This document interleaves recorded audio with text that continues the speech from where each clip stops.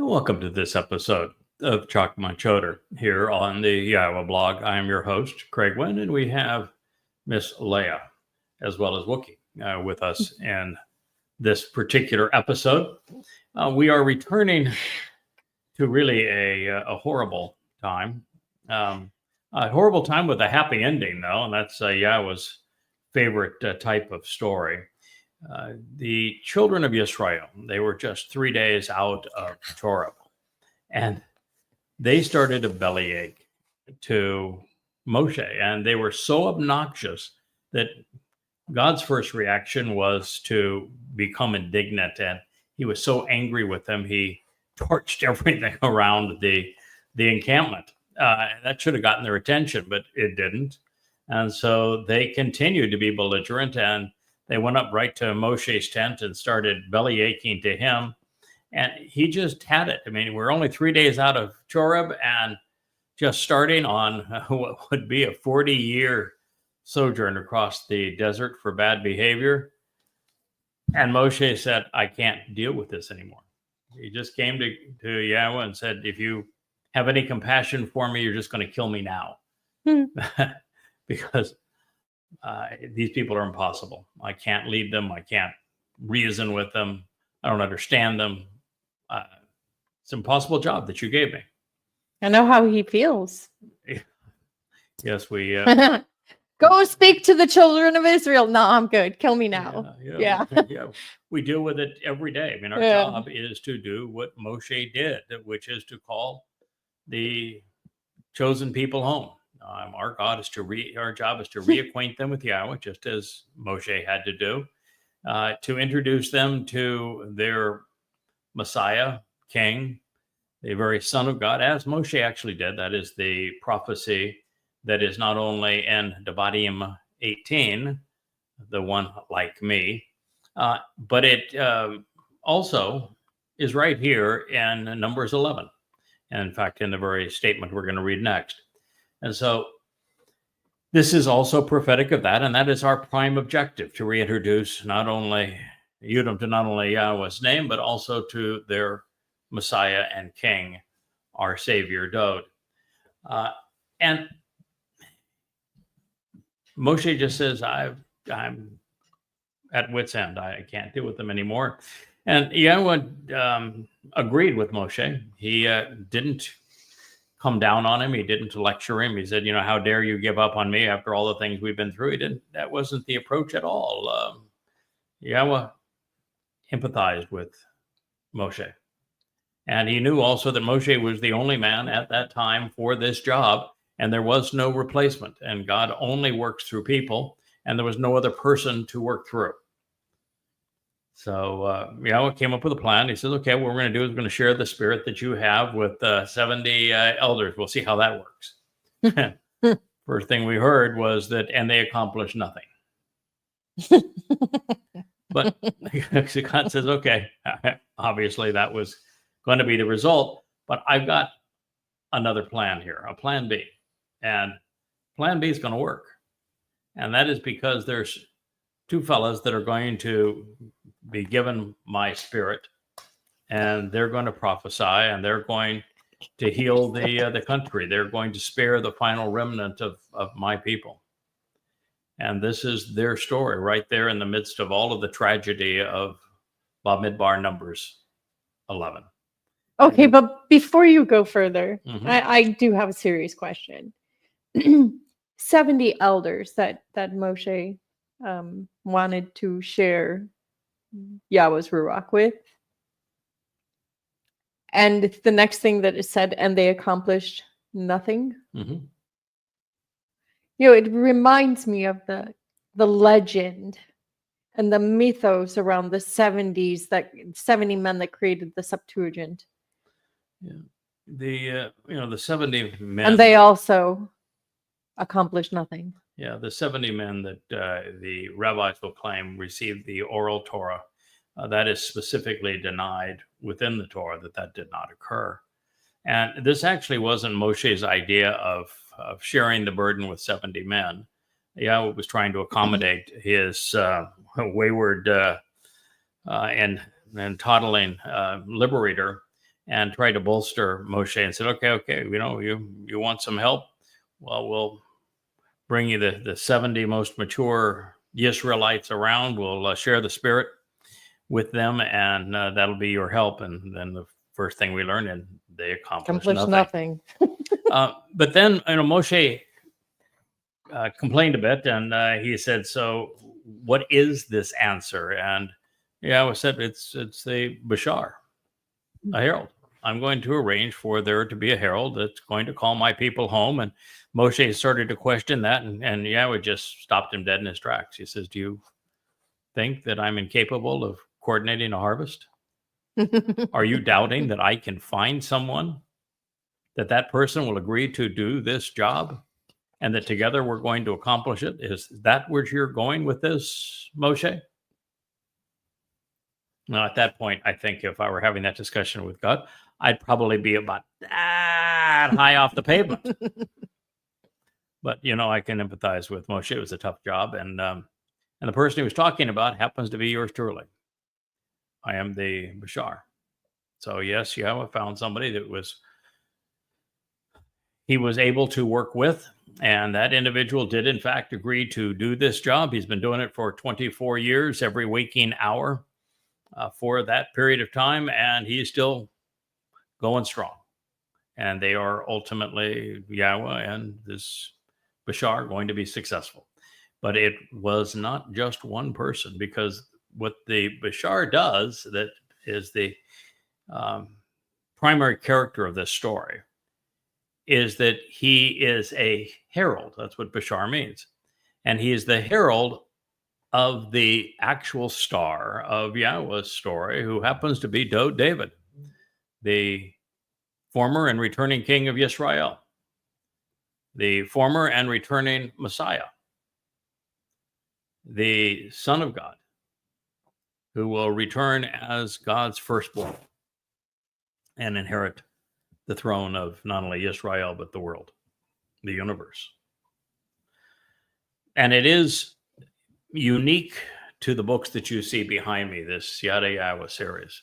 It is unique to this Yahowah blog, that Yahweh, working through me, would create the first time in human history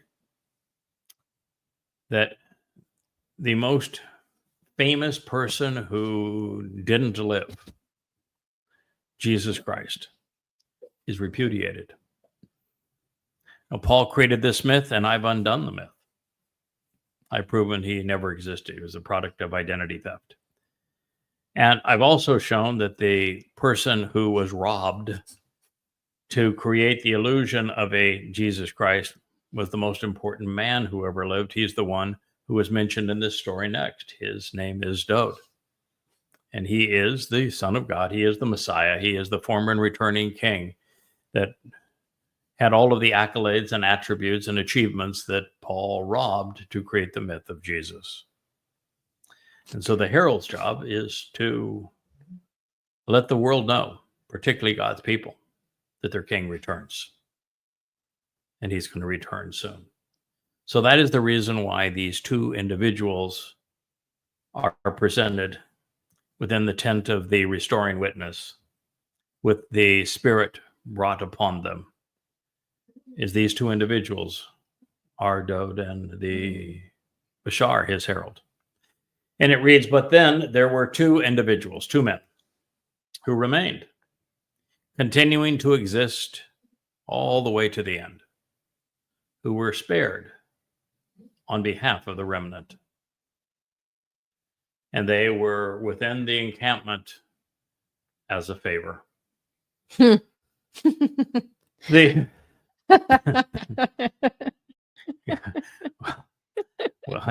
my wife is laughing here because the favor is that David offered to serve as the Passover lamb, opening the doorway to life. That is an enormous favor.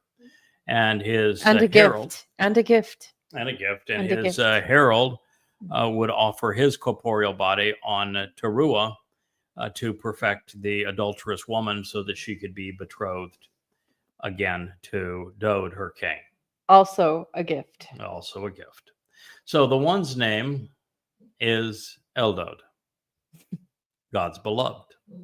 Dod is God's beloved son. Eldod simply means the Almighty's beloved, Eldod. And the second's name is Medad, the one who ponders the implications of Dod, who is cast as Dod's devoted friend. These are the two individuals. And we went over last night in our program that the mem and the yod before Dod, in this case, the mem is symbolic of water, of the sea, and the sea is symbolic of Goyim, where the Israelites are of the Eretz land.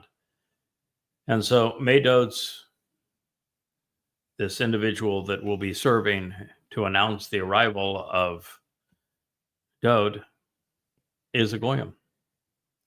And the fact that he comes from water tells us three things. First, that water is the source of life. He brings life. He is the man from Edom who saves many, according to Yeshayah. The next attribute of water is it's the ultimate solvent. It's a cleanser. And in this regard, there will be enormous amounts of water that will come from beneath the Temple Mount, as there is the sacrifice of the red heifer. And those waters will be purging and cleansing for the adulterous woman that is Yisrael. So cleansing, part of the sacrifice of the red heifer, and life-giving as a Gentile are the symbolic implications of the mem. The yod, following the mem before Dod, is the first letter in Yahweh's name. It is Yahweh's upper arm coming down, his forearm going out, and his open hand reaching out to us. It says this individual will be the right hand of Dod, David, and that he will serve as Yahweh's means to influence his people at this time. Dod is written with two delefs. Both are depicted as doorways in the original pictographic alphabet of Hebrew. And Dod is the one who opened the door to life and the door to Yahweh's home by fulfilling Pesach and Matzah, as well as Bikurim. Now, the fact that you would have these two individuals as the remedy, since Moshe had given up, Yahweh had given up, and Yahweh said, but we've still got to do more than just get these reprobates to the promised land. Ultimately, we have to reconcile the relationship with them, and the only way to do that is through Dod's fulfillment of Pesach, Matzah, and Bikurim, and his Bashar's, Medod's, ability to reacquaint Israel both with Yahweh's name and with Dod's accomplishments. Now, this is possible because the Ruach, the Spirit, came to rest upon, settled, and continually remained on them. They were among those who are writers. I have to giggle because, well, when it comes to writing, I'm pretty good at that. This is one of 35 volumes that are part of the Yada Yahowah series. 35 volumes, well over 20,000 pages, all based upon a very diligent, systematic, amplified translation of the Dead Sea Scrolls, scrubbed of all of the Masoretic diacritical markings and religious interpretations, and then with many thousands of insights that were unheralded prior to these books. And now this program is a verbal presentation of all we have learned along the way. Moshe, among the early prophets, of course, was the most prolific in writing the Torah. Dode was the most prolific of all the prophets, having written about 100 Mizmor and Mashal, Psalms and Proverbs. And I have written more than both of them combined. And matter of fact, I've written more than all of Yahweh's prophets combined. So, By a long shot. yeah. So, He didn't call you the talkative stick for anything, huh? yeah. That's, she's poking fun at me because Yeshayah, who is also quite verbose, in the 17th chapter, after speaking of the role that I would play in fulfilling Shabuah and Teruah, which are the upcoming harvests, and then being offered as the Adamah Parah on Teruah, sacrificed on behalf of the remnant of Israel. He pokes a little fun, and he says, "I'm a talkative stick." The stick is a play off of the Choter, which Yeshayah introduced in the 11th chapter. That's the stick, and he also refers to me, because Yahweh does, as the Kol and the Peh, the voice in the mouth of God at this time. So I am the talkative stick. Or the series is called Chakmah Choter, and that would mean a smart sucker. That has a sense of humor. Me. Or did we just sit on the wook? No, he got me. Oh, wow. We were playing around with his toy. He got me. Wow. Okay, wook. Be nice. good. Be good, kid. Okay. Oh, well. I'm too busy right now dealing with this orange thing to be a focused co-host. So they were among the writers, and they were obviously inspired by the Ruach spirit, because the spirit came to rest, settled, and remained on them. They did not emerge from the tent, not at this time. They were not leading an exodus for the illuminated family at the moment, although they both would be essential in fulfilling the exodus. We call the Torah's presentation of that journey from being enslaved in Mitzrayim, the crucible of human religious and political oppression, to the promised land, the Exodus. It's from Yatza, same word as that appears here. It means to be withdrawn. But they didn't get very far before they withdrew from Yahweh, and they withdrew from Moshe. So there was surprisingly little progress and a lot of wandering in circles over 40 years' time. And it wouldn't be until the great contribution that Dode made, both in his Mizmor and his Mashal, and also in his sacrifice in the second of three lives, also in his first life, where he became such an effective defender of Israel and acquired Jerusalem, acquired the Temple Mount, and taught us so much about God and about the covenant. But even by fulfilling Pesach, Matzah, and Bakurim, opening the doorway to heaven, removing our guilt on Matzah, and enabling us to be part of God's family on Bakurim, unless that is known, it doesn't do anybody any good. And for the last 3,000 years, it hasn't been known. So that's why these two are forever linked. There is no Dode without a Yada. There's really no Messiah without his herald. There is no king without Yada, who brings God's people's attention to him. Yes, he still exists. He still did these things. But what good are they if no one knows of them? What's interesting is that if anyone's done any real research into historical, particularly the Middle East, not Europe, but the Levant, what roles that a king's herald plays, it's very interesting. Oh yeah, there's a lot. Because the nest would make sense. He is also bearing the flag of the king, the signet of the king, and the authority of the king. Yeah, it's interesting in terms of the us being writers, is that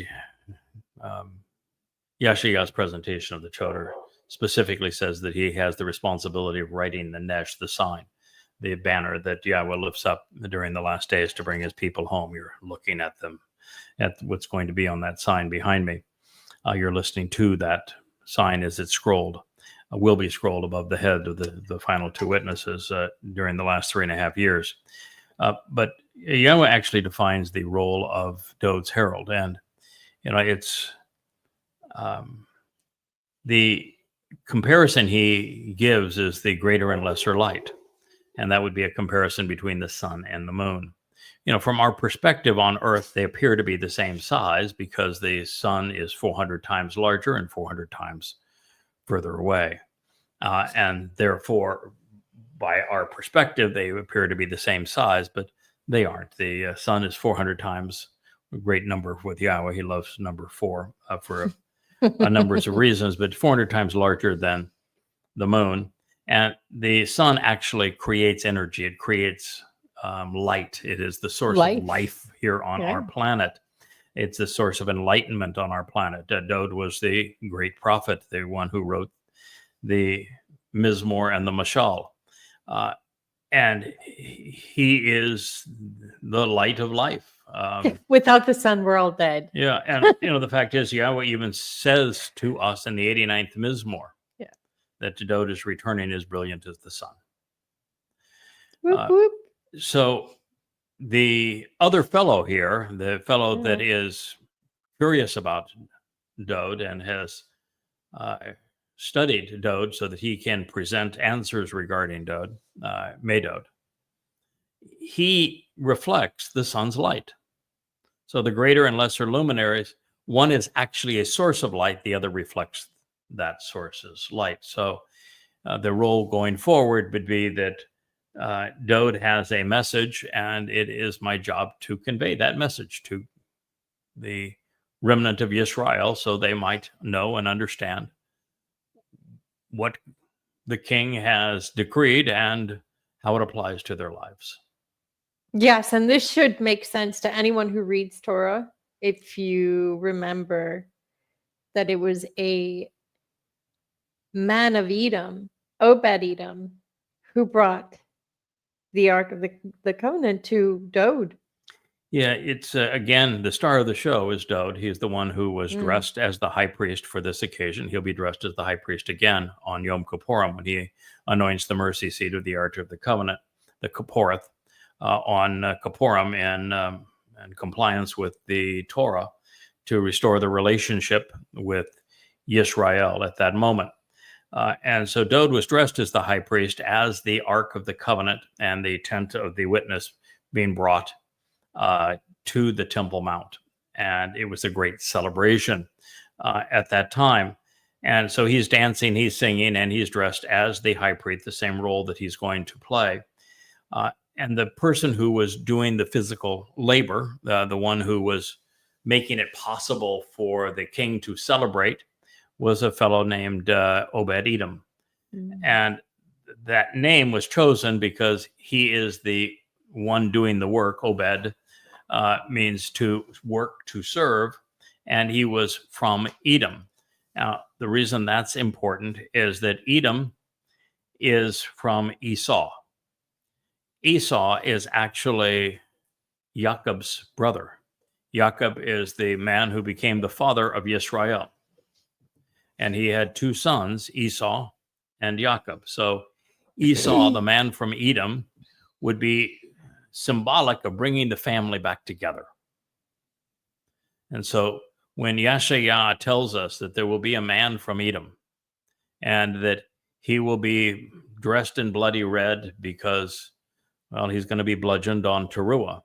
But in the process, he is going to save many. And Yahowah, he is very ecstatic about this individual's arrival and what it means for Israel, what it means for Yahowah and his... And even what it means for Yahud. You know, for once, we have somebody from the outside putting skin in the game. But it's not just somebody from the outside that's got skin in the game, but it's the one who unifies the broken family because he is symbolic of Jacob's brother. So it's the man from Edom. It is a prophecy of what I would do in the last days to herald, not only herald Dod's return as king, to facilitate 10 it. days later on Kippurim, on the day of the herald, which is Towrah, but this is a time we're talking about the sun and the moon. This will be one of those rare days where the moon was going to eclipse the sun. There will be a full eclipse of the sun as the man from Edom is sacrificed to save many right at this moment. That's your moment to shine, honey. Yeah. And so it is right it's really an exceptional presentation, the greatest show on earth that's going to take place at this time, and all that Yahweh is going to do with it. And Eliah is going to be the master of ceremonies at this time. So what God is doing here is telling us that this story and how it's going to be fulfilled and how he's going to reconcile his relationship with his people is being woven together by the greatest wordsmith who ever existed, Yahweh himself. And that he had the answer in place even as the relationship with his people was crumbling. So he knew he could allow this to happen because he had a remedy, and that is this remedy. So they did not emerge from the tent at this time. By the way, they will emerge from the tent later, because the tent of the restoring witness is going to be reestablished on the Temple Mount, as the dome of the Hufi print and the dome of the mosque, Alaska, are both vanquished. They will both be destroyed, razed to the ground, and in their place will be, in its proper place will be the tent of the restoring witness, which Obed-Edom orchestrated its arrival, as along with the Ark of the Covenant, as Dod was celebrating, dressed as the high priest. It's exactly what's going to happen down the road. Just how many months it is from now, Leah? Yeah, A really round number. 100. Wow. 100 months from now is when this is going to occur. Yeah, that's amazing. Yep. Therefore, they continued to speak prophetically, communicating the message of God independently of others. Yes, these would be the two who would convey more from Yahweh than any two who have ever lived. And their message would be fortuitous. It would be God's means of compassionately helping those within his community. Bamidbar in the wilderness, Numbers 11:26. So when Moshe stumbled and the elders of Israel failed, Yahweh brought in reinforcements by way of the great and final Zeroah. The great Zeroah being Dod, the final Zeroah being Yada. This is Eldod and Medod. They would not only be filled with the Spirit, the Ruach of Yahweh would remain on them. And as a result of the Spirit's inspiration, they would be prolific writers.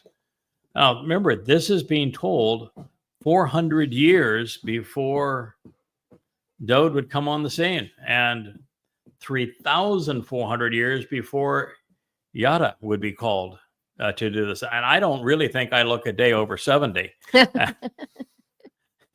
Yet here we are, 3,400 years ago. So this is an extraordinary situation. You've got Moshe, Dod, and Yada writing more than all others combined. And from Moshe, we have the Torah. From Dod, we have the Mizmor and Mashal. And from Yada, we have the 35 volumes of Yada Yahowah. In that their contributions would be for another time. Eldod and Medod did not emerge from the tent at this time, but they would emerge 400 and 3,400 years thereafter. What I did not expect, however, is that while we know that Dod and Moshe were the most powerful and prolific of the prophets, it is certainly insinuated here that Dod's helping hand, the one who would come to question and then discern everything that Dod represents, Well, that he also has some prophetic attributes, even if only limited to speaking for God at this time. But when you recognize the fact that over the last 24 years, I have foretold the future as it relates to Israel hundreds of times, and I've never been wrong. And my statements pursuant to Israel are bold, and I've never been wrong. No. So this is therefore Yahweh's great favor, an act of compassion for those wanting to camp out with him during Sukkah when he restores the earth to the conditions previously enjoyed in Eden. Now, tellingly, it was one of the scattered sheep that recognized that God's beloved and the one devoted to Dode were speaking for Yahweh. And so they, the youngest members of the covenant family, immediately made the connection between what these two men were saying and Torah itself. So they moved in Moshe's direction, representing the Torah. They would even confess to the relevance of this rather expressive correlation of fulfilled prophecy. It reads, "And the scattered sheep, represented by a young man, the wayward flock comprised of adolescents served by an attendant of one whom the flock belongs, ran, moving quickly before Moshe, the counterpart who withdraws, to conspicuously inform, making known by announcing in a straightforward fashion, so as to confess the corresponding connection that he was making through Moshe. Wa Nagad La Moshe, to openly acknowledge before Moshe, expounding upon the conspicuous and forthrightness of what was being witnessed. And he said, with unfolding implications through time, Eldod, God's beloved, and Medod, the one who ponders the implications of Dode and is Dode's loving friend, are speaking prophetically, demonstrating that they communicate the message of God, and they're doing so independently of others. Naba, they are professing without further assistance in the hit by el participle, doing so beneficially and mercifully within the encampment. Encampment is from ma, to consider the implications of, and chana, which is not only to pitch a tent and camp out, but to receive a favor that is born out of compassion. Bamidbar in the wilderness, Numbers 11:27. Marvelous way to highlight future events through previous experiences, turning a horrible episode into a teaching opportunity and a happily ever after ending. Isn't this amazing that we have the lowest of the lows, and in the midst of it, the highest of the highs? So you see, the Torah is prophetic, it is miraculous, it is enlightening, it is educational. And you can hear too when Leah says, for those who have studied the Torah, and she speaks of something that is in the writings, for her, Torah is what it means. It is a source of teaching and guidance. And so everything that Yahweh has inspired is Torah. And as we have just seen, Torah is also prophetic. So the Torah is a prophetic book, and all of the prophetic books are Torah teaching. But there's an intriguing question here, that one that I'd wager that no one has previously contemplated.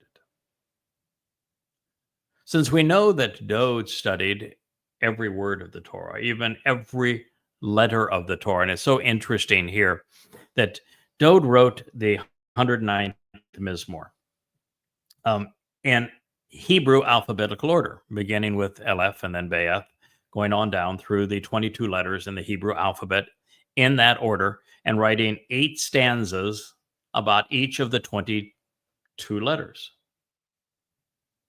And it was his teaching and guidance on how to properly observe the Torah and what the Torah actually says. So we move forward in time, and we have Dowd as a speech to explain what he's doing there when he came to fulfill Pesach, Matzah, and Bakurim. And we have the Ibonim, whom Yahowah speaks a great deal about and very positively in the Torah and prophets. They're to record Dowd's message, which then makes its way into the book of Matthew because he plagiarized them, as the Sermon on the Mount. It is Dowd who says that not a single jot or tittle will be erased so long as the heavens and earth exist, speaking of the Torah.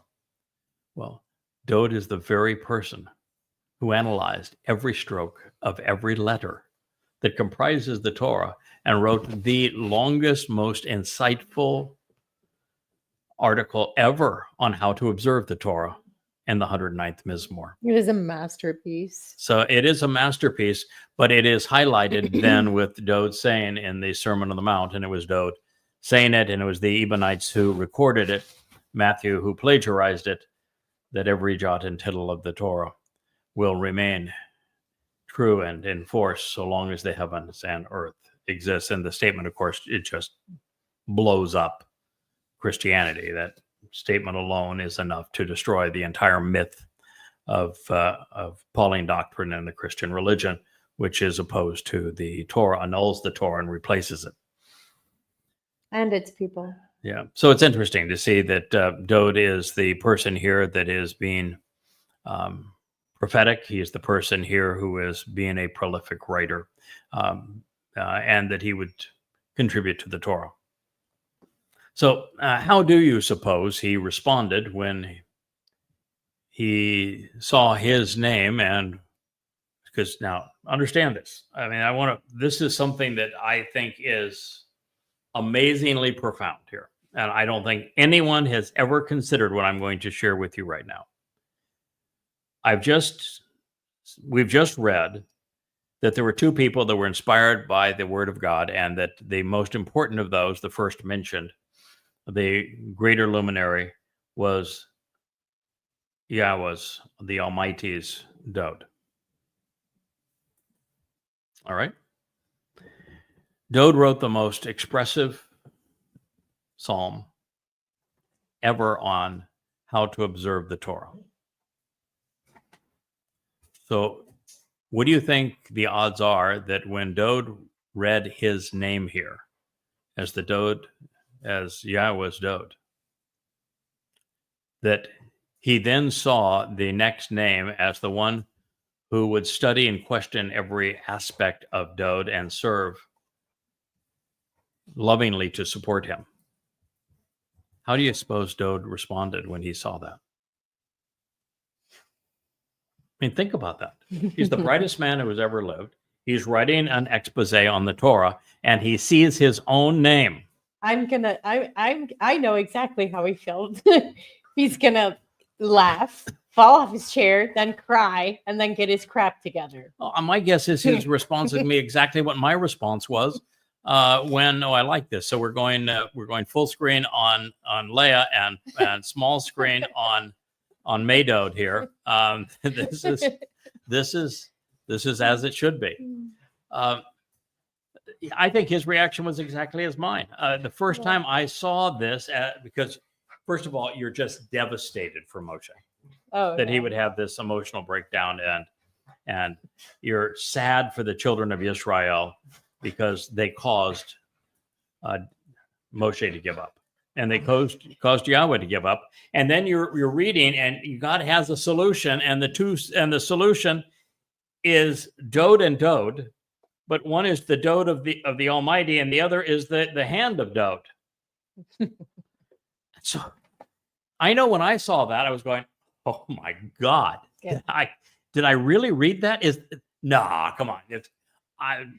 Dead Sea Scrolls, yeah. Where are they? I mean, how in the world could this have been here all this time and no one ever thought about it? But then immediately I said, Dowd thought about it. He saw this. The whole reason that Dowd was put in a position that he could write the 14th mashal on the Choter is that he saw the Choter as the bashar right there, here in the midst of the Torah. His reaction, I am positive, is identical to my own. Appreciative, a bit overwhelmed, becoming ever more determined that, okay, God knew what he was doing, going all the way back in time and throughout time. He's, Dowd's going to read this, and he said, this was 400 years ago, and he's already talking about what I was going to do. And then you're going forward 3,400 years from now and talking about what my herald is going to do.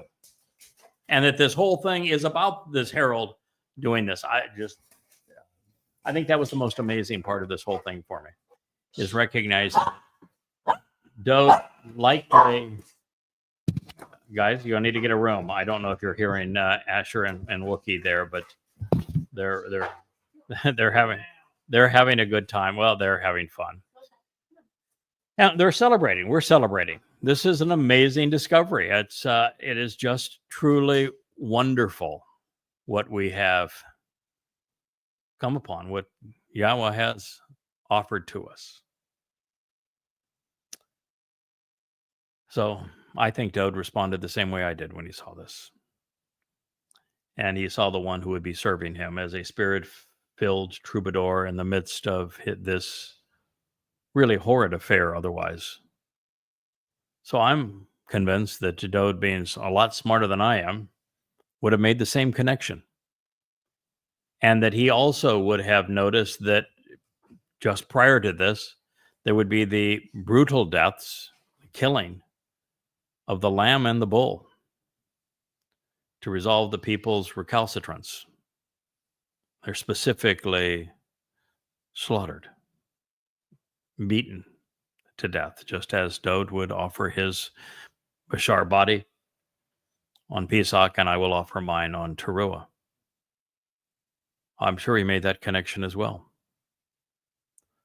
So this could well have been where Dowd first came to realize that he would have a bashar herald. He would have someone to reintroduce him to Yisrael, to reacquaint his people with what he had achieved. And the implications are actually extraordinary. Back in the moment, it is becoming apparent that Moshe was beginning to understand the point of all of this, even as Yahushua ben Nun was still trying to get his bearings and figure it out. And we read, then Yahushua, which means Yahweh delivers, he liberates and he saves, the son of Nun, the continually existing, the one serving Moshe from his youth, having made his decision and having been chosen, he responded. And he said, sir, my upright one, Moshe, do you want them to stop? Now, this is really interesting because in the next chapter, chapter 12, we have Miriam, his sister, and Aaron, his brother, come up to him and say, we also speak for God. And God went, oh, the hell you do? No, you do not. And Miriam was struck with leprosy and distanced from the community. And she had been a prophetess. I mean, she's somebody who was part of the covenant family. She was doing her thing. Singing for Yahweh. Yeah, she was leading the women's chorus at the Song of the Sea. Oh, yeah. And she then got a little full of herself and said, well, I too speak for Yahweh. God, I'm feeling a little bit of deja vu here. Yeah, said, yeah, and even if your father spit in your face, I wouldn't give you a second thought. And he covered her in leprosy and sent her away. And then later he said, the example that Miriam has is being divorced. And so for someone to be speaking for Yahweh and Moshe's presence compared to the reaction that comes later. So here you have two people that are inspired by the Spirit that are speaking for Yahweh. And then the next chapter, you have two people that say, we also speak for Yahweh, claiming to speak for Yahweh without his Spirit and without Yahweh's consent. Two people are part of God's solution. Two people that are part of the problem. Yeah, I had always wondered why the whole thing was like, why Yah talked to mouth to Moshe. Now you understand why. Yeah. It's. So Moshe said to him, are you jealous for my sake? What if the gift was offered to all of the people and family of Yahweh, such that they spoke as prophets? Because Yahweh gave his Spirit, his Ruach, to them. So Moshe, he got it. This is the solution. I've given up on the people. I've told Yahweh I cannot do this job. They are impossible. I'm going to get them to the promised land. I said I would do it. We're going to get that done. But I can't relate to them. I don't understand them. I don't like them. So I'm done. And Yahweh said, well, so am I. So, they told me to shut up and go away. So we're in the same boat here. But we got a couple of... we got a couple of guys that, they're going to put up with them. They're going to get it done. And, it's going to be really hard. You're going to see by the time that Dode was done, man, he was depleted. He was just completely depleted. He was on empty. Nothing left in the tank.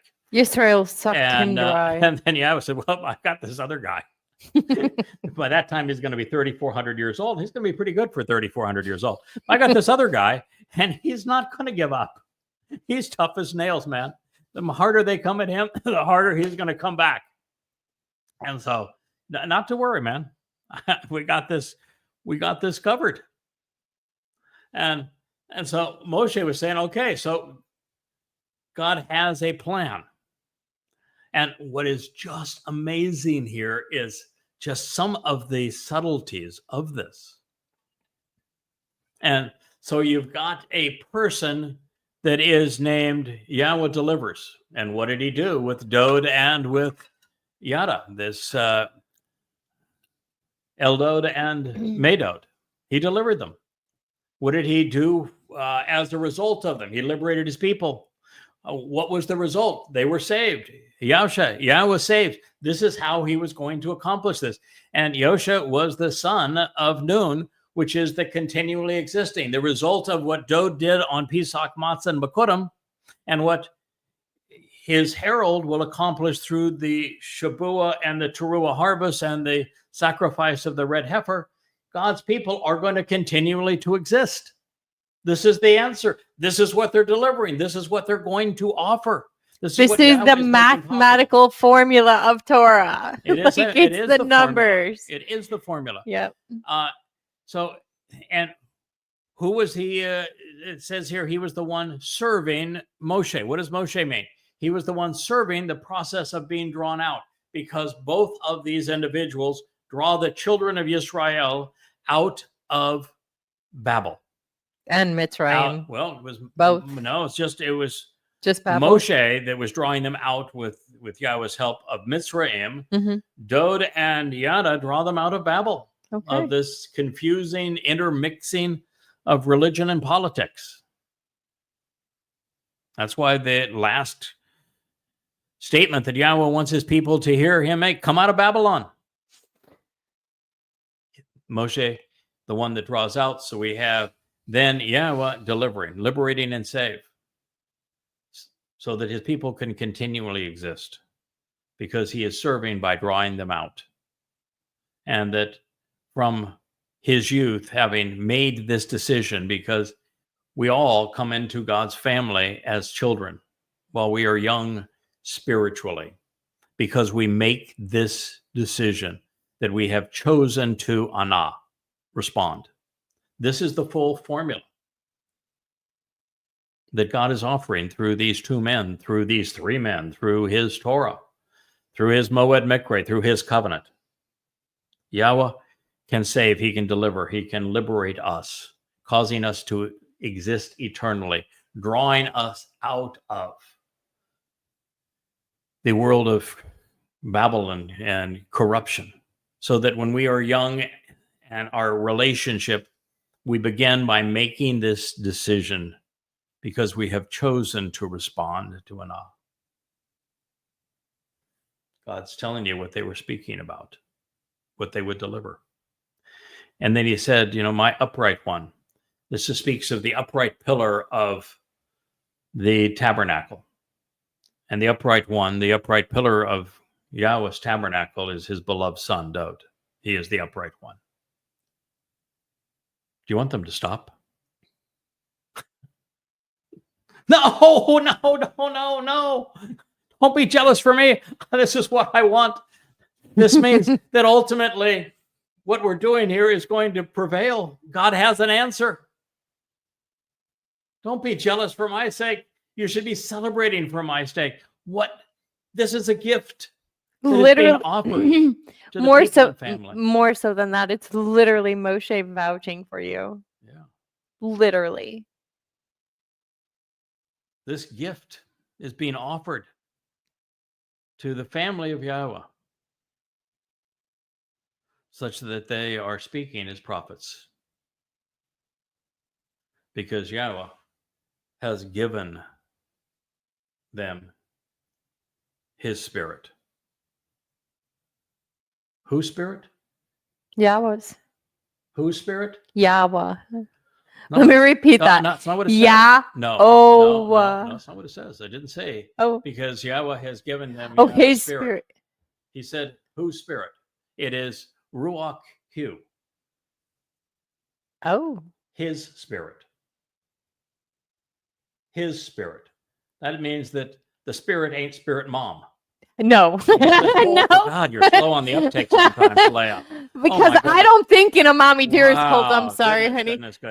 We had this, wait, what? We have his spirit. And we're yes. here because we had, and they're just a small little clique now. They seemed more formidable when they first left because they took the webmaster, the publisher, and social media manager all left at the same time. And so it looked pretty ominous at the time, but only the Aaron and the Miriam with looks like 4 people that are still being cantankerous out there. But they formed a mother goddess cult based upon the Ruach being feminine, which is something that I was the one who taught them. But they turned God into a dual personality as a spiritual mom, even though there is no reference to a spiritual mother anywhere in the Torah, prophets, and Psalms, not anywhere at any time for any reason.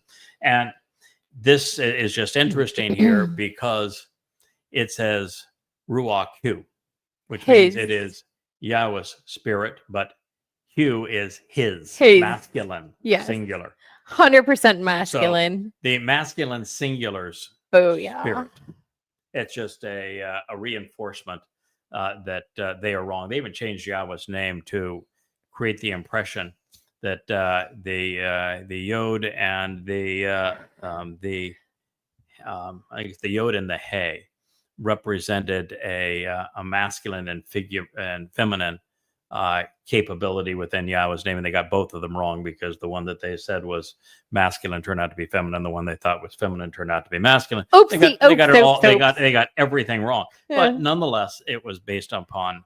Don't let a few facts get in the way of your religion. Right. By all means. Mother goddess cult, and what was interesting too is that they based Mommy God on Chakmah. We're doing a series called Chakmah Choter because.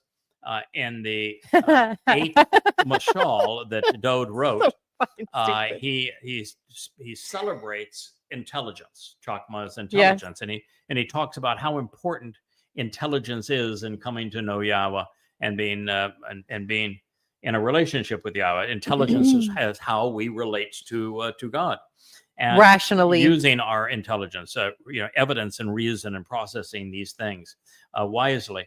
And Chakmah happens to be a feminine noun, and so they assumed that because it spoke of her as, and they didn't recognize that it was speaking of Chakmah as wisdom. They said that, well, this whole mashal is a celebration of Spirit Mom.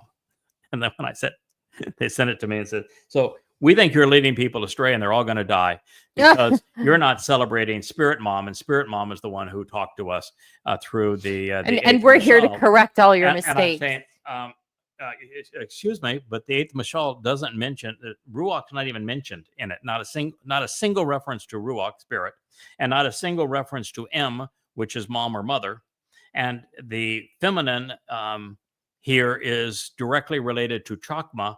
And so you've got the smartest man who ever lived is celebrating Chakmah. And of course, then in the 14th Mizmor, he devotes it to the Choter, and he says the Choter and his wife, by the way, is Chakmah. Is Chakmah. Put that in your pipe and smoke so it. There you go. It's just so anyway. This is his. I must be a god. Does that promote me to goddess level? Wait a minute. So if you've lived through this with us, you just have to crack up.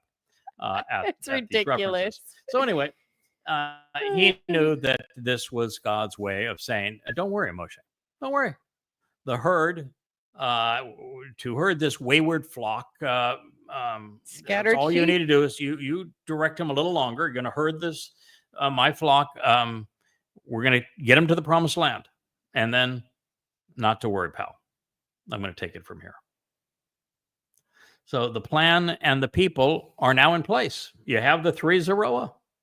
God's got his people in place. These are his characters, and you telling Moshe, you're the first of these three Zeroah who will be responsible for bringing my people home. And so Moshe immediately began preparing the children of Israel for the harvest that was to come, because it is Dod which is Eldod, and Medod, who are the two individuals responsible for the harvest.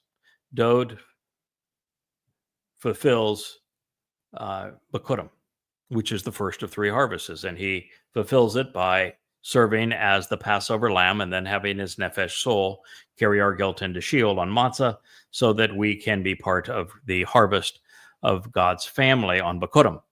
The next two harvests are Shabuah and Towrah, which Medod, Dod's herald, Yada, the final of the three Zeroah, is responsible for enabling to cultivate this final harvest. So all three of those harvests are fulfilled by Eldod and Medod. Then Moshe and the elderly men of Yisrael gathered, preparing for the harvest of the beneficial and merciful encampment. They were looking forward now to the work that these two men would do. In 400 years, in 1,400 years, and in 3,400 years. 400 years, Dod would serve to explain all of this to us. And in 1,400 years from this time, which would be 33 CE, Dod would fulfill Pesach, Matzah, and Bekurim, enabling this harvest. And then 3,400 years from this time, you would have Yada, the herald, Medod, called to gather and prepare the harvest, the akaf, this ingathering that is so beneficial and merciful for those who consider the implications of the favors that God has borne before us. Bamidbar, in the wilderness, Numbers 11:30. I will bet you anything that if you're one of those listening to this program, this is the most exciting a presentation from the book of Numbers that you've ever heard, making it relevant in your time, literally coming alive for you, showing how this marvelous story was woven together for our benefit at this time, for your benefit. so that you're in a position to be part of that Asaph, this marvelous ingathering of God's children. Do you know what it reminds me of? What's that? That Moshe wrote the invitations. Mm-hmm. Dode is Mhm. facilitating the party. Mm-hmm. I think you're very much a coordinator, event planner. Let's say a party planner. Yeah, event planner, and possibly even guest of honor. I do believe wedding planner. It- Where the master of no, ceremonies for the wedding is going to be. I think it's a little bigger than Elia. that, but let's go along with not exactly an event planner, but a coordinator and a guest, an honored guest, very honored guest. And Well, I think in a way, there's so many different roles. I mean, Dode is both the groom, he's Yes. the king, he is a facilitator. he represents all of Yisrael, and ultimately he's the best of men. But Dode has a best man.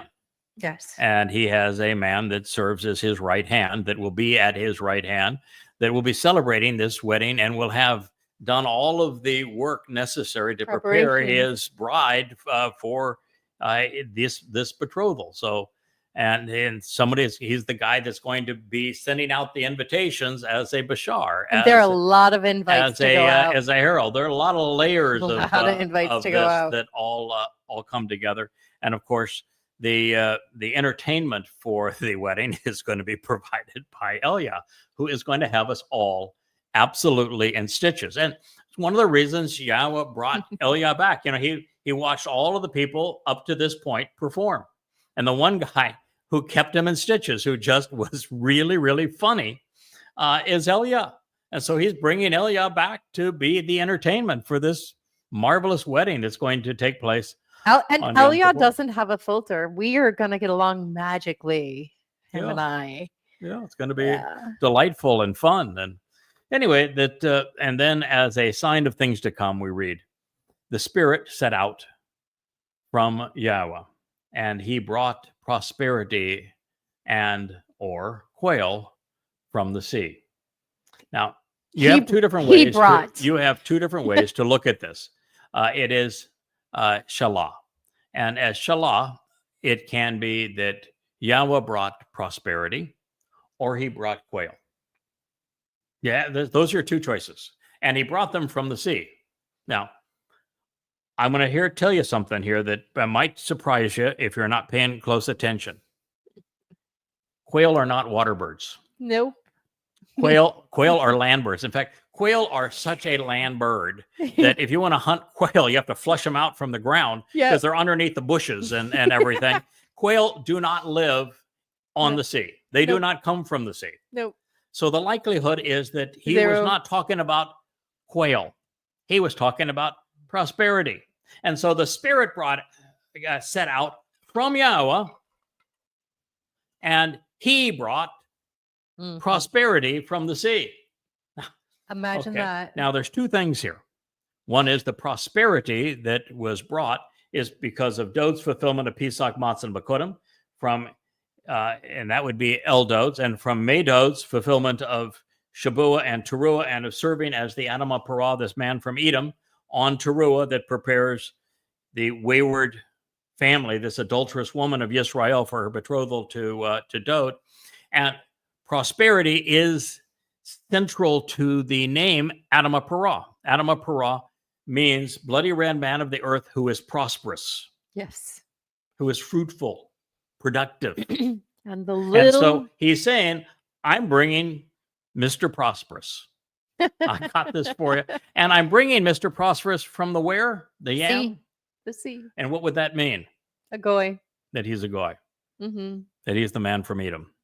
So the Spirit set out from Yahweh, and he brought Mr. Prosperous from among the Goyim. And oh, by the way, when it says that the Spirit set out from Yahweh, and what was that pronoun? He. Dum, dum, dum. So guess what? Mommy dearest cult, you're done. Yahweh manifests himself always as masculine. always, without exception, Yahweh manifests himself as masculine. He is our father. There is no spirit mom. So the spirit set out from Yahweh, and he brought prosperity, Mr. Prosperous, from the sea. But God has a sense of humor. Oh, that is the whole thing about the Adamah Parah. You know, always wondering with the Adamah Parah why it would be feminine, since you know, it's I'm a dude, and so and I'm referred to every place else as the par. I'm the par bull that is presented as Boker here in this very narrative, because we said that the lamb and the bull are both going to be bludgeoned to death. So I am that bull. That's my personality. That is the way that God is describing me here. I am not a. He is not a delicate. I'm not individual. a girl. I'm just not a girly cow. I mean, I'm no, not in the least. So why would God use that term? It's because of this. You know what? Where par means bull, parah has a double meaning. It can be the feminine of bull because of the ending, but that's not the primary meaning of parah. It means productive, prosperous. And so God's bringing out Mr. Productive. But then he abandoned being associated with the encampment. God says, okay, I've got the players in place. We're going to make all this happy. And now I don't have to fret over this anymore. So he just abandoned being associated with the encampment, similar to the way of another day. That's what I tell Israel all the time. They're expecting Hashem and G-D to bail out their BUTTS as they continue to miscalculate and, you know, bludgeon Gaza to the point that the world turned against them, and then pick a fight with Iran. And now saying, oh, well, we need help. Come and rescue us. And oh yeah, Hashem, he's got our back. He'll take care of. No, he doesn't. He abandoned the encampment. Actually, we abandoned him first, but he's finally decided. He abandoned the encampment. And what he said, too, is that he's going to sit this one out. He said specifically, I'm going to sit this one out. Yep. So my job is to reintroduce you so that you return to Yahweh, and he's going to return to you. So it does have a happy ending. We are going to be productive. It's going to be a couple of marvelous harvests, and there's going to be a marvelous family reunion. But you need to understand, you are not under Yahweh's protection now. You are abandoned by Yahweh, forsaken by Yahweh. And the only way to solve that is to stop rejecting Yahweh by ignoring and erasing his name, by ignoring and denying that he has a beloved son, your Messiah, and that he is Dode, and that he has already lived 2 lives and will have a third. So then he abandoned being associated with the encampment, similar to the way of another day. For this, and like the journey of another time, this was encompassing the camp and akin to the units of measures, even the mothers of the people, over the face and the presence and appearance of this domain. So God's pulling out everything that he can tell you about, I am abandoning the encampment. This is symbolic of what's going to happen with the people in the future and on other days. And this is a long journey. And ultimately, I have put the people in place to resolve this issue for you. But this is a journey, and it's going to be another time that that's going to happen. And that right now I'm encompassing this camp. And then the word there is Yamaha. M. So YM makes it plural. And so it's Amel. Amha. I'm sorry. So it's AMAHYM. And so this can be tribes. It can be cubits. It can be the hand, the forearm. It can be the source. It can be the origin. It could even be mothers. It can be tribes. And so this is a word that you have to define by the context. And so I think that the most intelligent way to describe it is a way to measure the people. And so let's go through this again. But then he abandoned being associated with the encampment. Similar to the way of another day. For this, and like a journey of another time, this was encompassing the camp. And it was akin to the measure of the people over the face, presence, and appearance of this place, of this earth. Ha'eretz, Bamidbar in the wilderness, Numbers 11:31. So it's as if Yahweh is setting us up for what's going to follow when things go from bad to worse, particularly with Moshe's sister Miriam claiming authority for herself as if she and Aaron also spoke for God. And so while God's Dode and Dode's friend remained filled with the Spirit and safe within the tabernacle, even with 70 others equipped to do much better than they had done, there was no sign of improvement. Therefore, God did as I've suggested he would, and he simply gave up on his wayward and bratty children. They had gone from slavery to self-indulgence without so much as a single kind word in between. Unable to reason with them or even care for them, Yahweh abandoned them. He rejected those who had rejected him. Now, fortunately, a new day would come, even if it would dawn in places with, well, in phases. Dode would be anointed 413 years thereafter. And then his friend Yada would come to light 3,036 years later.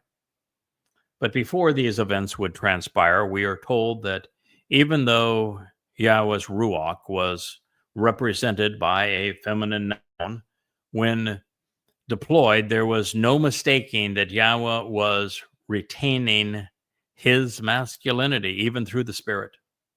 And he was acting under the pronoun he and him, thereby negating the possibility that the Ruach represented a maternal aspect of God's nature. Because it doesn't. No chance whatsoever. No. The Ruach is simply an aspect of Yahweh's nature that he can deploy.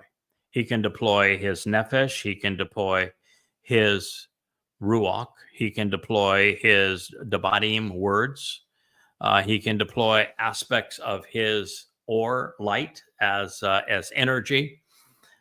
So God he can even communicate through his Malach, his messengers. God has numerous ways that he can interact with us. The most powerful of the tools that Yahweh can use to interact with us is his Ruach. I mean, the Malach, I don't want to disparage the Malach man. If it wasn't for the Malach, I would not be here today. You can't see them, but there are thousands of Malach that protect me and Leah and our family as we pursue this work. It's a promise that Yahweh had made. They keep us safe. They keep our home secure. So the Ruach play an exceedingly important role. And Ruach are very important, but the Ruach, the Malach. The Malach are very important, but the Malach are nowhere as powerful, as influential as the Ruach, Spirit of Yahweh. That's why it is so amazing that, when Dode was anointed as the Messiah, Yahweh immediately said that his spirit came upon Dode and would never leave him.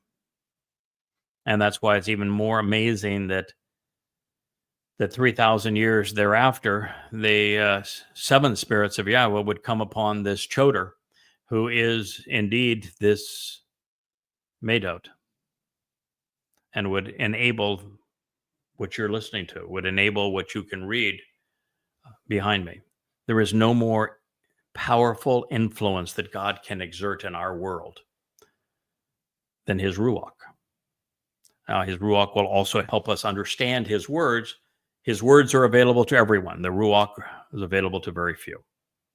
And the 7 Ruach of Yahweh is available to 1. So this is a very powerful kind of message.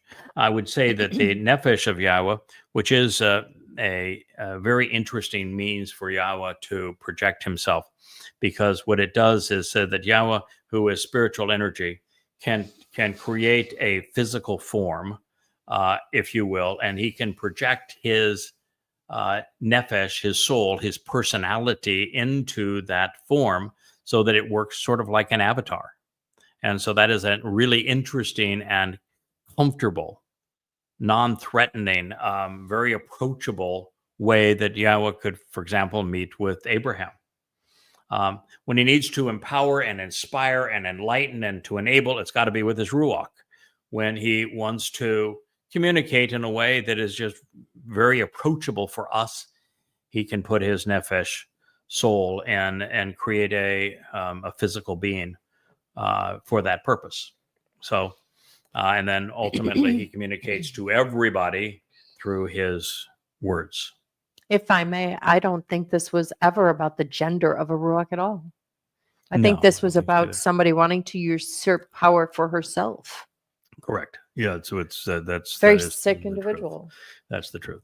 So, but before these events would transpire, we're told that even though Yahweh's Ruach was represented by this feminine noun, and Ruach is a feminine noun, but so is Torah, so is Bereth covenant. In fact, even Yahweh would be with the ending. You would assume that it's feminine, but it is actually not. It's masculine in Hebrew, because the Hayes at the end of Yahweh's name is a man standing up, reaching up to God, just as the Hay in the middle of Yahweh's name is also a man standing up and reaching up to God. It happens to be the same two individuals. It's Dod and Medod. But there's no mistaking that Yahweh is retaining his masculinity all the way through.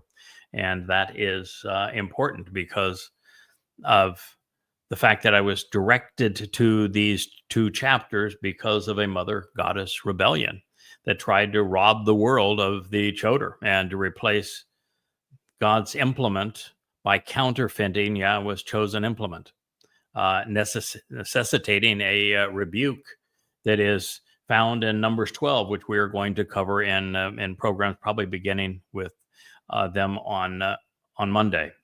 I think a lot of the problem comes from the fact that English speakers are not familiar with languages that feminize and masculinize words. Let's take any a door, la puerta. It's feminine, but is a door actually a girl? No, it's not. No. It is not. Airplanes, and this is part of the problem why she's been able to usurp airplanes and boats are all referred to as a feminine she. Yes. Is a airplane or a boat a woman? No. You have to be careful and not extrapolate too far. In fact, I went too far on Ruach and had to dial it back considerably. In fact, our beloved producer over here to my right, he has done the mamaectomy with others. Mommyectomy. Because I was overzealous trying to talk about the fact that Ruach was feminine, when Yahweh makes a big deal that, okay, so it's a feminine noun, so is Torah as a feminine noun, so is Bereth as a feminine noun. But the fact of the matter is, I always present myself as your father and as masculine. That's right. And then this reads, the Bashar Herald, Bashar, the corporal manifestation of the message, will be beyond expectation in testifying, admonishing, and helping, as a restoring witness owed. He will provide insights and understanding. Hu, Bien, my favorite Hebrew word. He will make the connections to comprehend, for them, to bite into and chew, piercing, as if he were a sharp crag. Therefore, before he will reestablish the covenant by being cut off and killed, the enormous frustration, animosity, and resentment of Yahweh will be aroused and will be kindled again against the people. So Yahweh would afflict the people with a devastating plague, a calamitous pandemic, a disease and an overwhelming impairment, an extremely debilitating incapacitation. Bamidbar wilderness, Numbers 11:33, there would be a lot of rough water before God's people would recline again along the tranquil streams that Dode so beautifully painted in the portrait of him serving as our shepherd in the 23rd Mizmor. And so we are a long way from that, and we're going to have a rough ride, and the next 100 months are going to be exceedingly turbulent for God's people. But you need to know, your Bashar Herald's here. Yahweh did what he said he was going to do. Your Messiah and King fulfilled Pesach, Matzah, and Bakurim, opening the door for you to come home. So I thank you for listening. Thank you so much, Leah, for being part of this program, and Rich My for pleasure. producing it, and Wookie for hanging out. taking control of all we're doing. Oh yeah, Wookie, you are doing a spectacular job. Thank you all very much. Have a wonderful rest of your evening. And for those in my beloved Israel, I know it's the middle of the night, and hopefully you're getting some rest in the middle of this horrible time for God's people. May God bless you all. Good night.